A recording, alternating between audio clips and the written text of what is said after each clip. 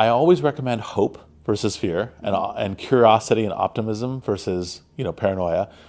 But it doesn't mean that it isn't painful to do the transition. So yes, AI tools will be available in a small number of years for everything.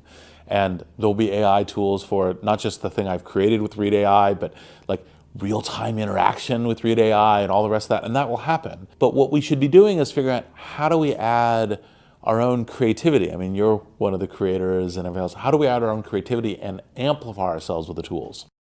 So like, for example, of course you could have an AI just do all your short editing. I bet you the AI doing your short editing is not as good as the AI plus a human doing it.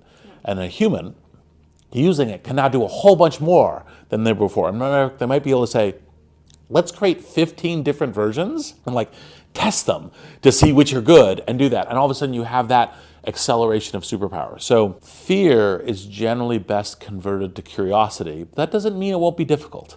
And that doesn't mean that you won't be learning new things. Because AI will be learning new things, yes, and becoming better and better.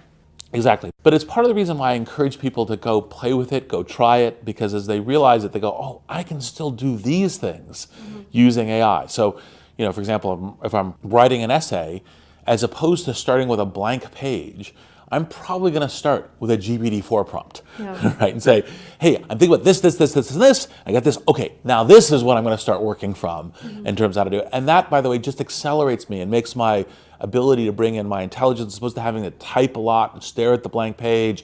I can move faster and get to more interesting things. And so it's a be curious and hopeful, but doesn't mean don't expect, potholes, transitions, difficulties.